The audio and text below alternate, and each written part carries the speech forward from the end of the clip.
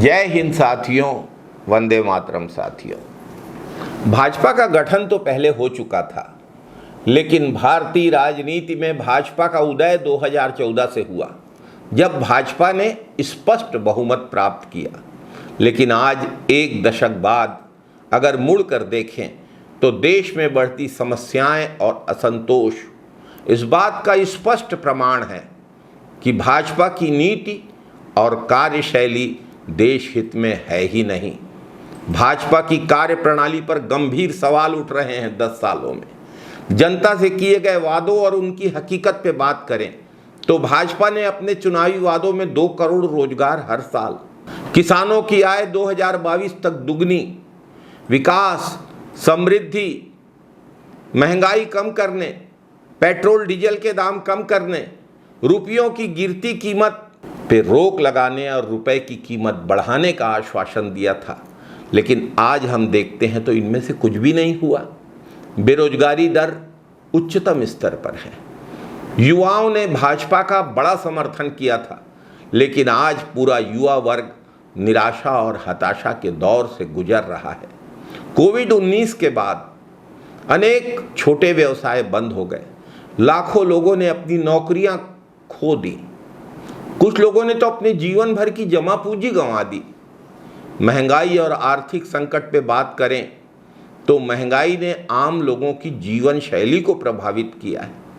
खाद्य पदार्थों की कीमतें आसमान छू रही हैं। गरीब और मध्यम वर्ग के लोगों के बजट पर और खासकर गृहिणियों पर इसका भारी बोझ पड़ा है। कोविड से लड़ने के लिए जो 20,000 करोड़ का कोविड पैकेज निर्मला सीतारमण वित्त मंत्री जी ने 5 दिन तक पत्रकार वार्ताएं लेकर जारी किया था और जिसकी शुरुआत मोदी जी ने की थी, उसका क्या हुआ किसी को समझ में नहीं आया।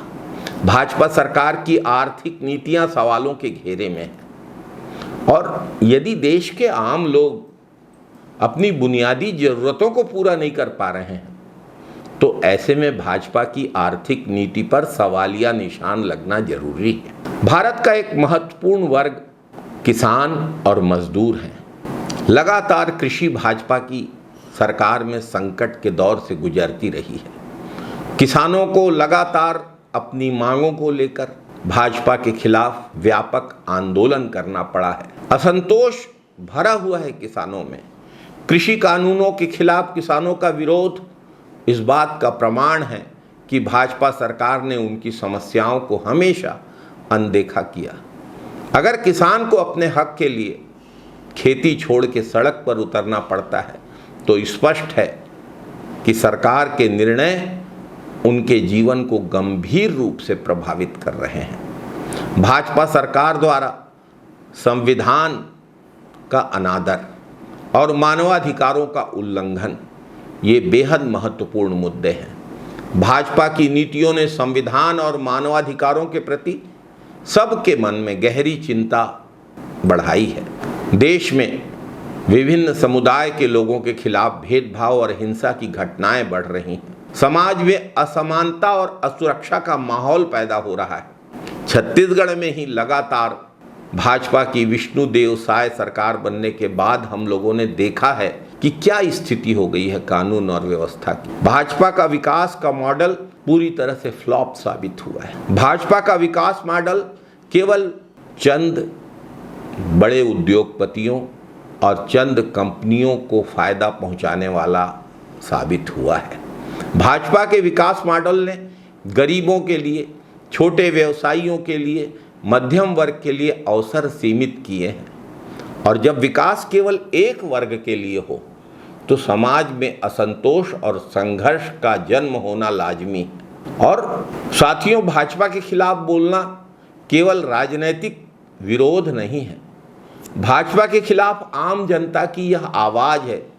स्पष्ट है कि लोग अब अपने अधिकारों के लिए लड़ने को तैयार हैं। अगर भाजपा अपने वादों को पूरा करने में लगातार विफल बनी ही रहती है और जनता की समस्याओं को नज़रअंदाज करती रहती है तो इसके गंभीर परिणाम हो सकते हैं। यह पूरे देश के गरीब और मध्यम वर्ग, मजदूर और किसान, अनुसूचित जाति, जनजाति और पिछड़े वर्ग के लोगों के लिए चिंता का विषय है। समय है, अभी भी समय है कि भाजपा अपनी सोच को बदले, अपनी कार्य प्रणाली को बदले, जनता की आवाज़ सुने, न्याय की आवाज़ सुने और जनता के मुद्दों के प्रति संवेदनशील बने। दुर्भाग्य से यह होता हुआ नहीं दिख रहा है। जय हिंद साथियों, वंदे मातरम साथियों।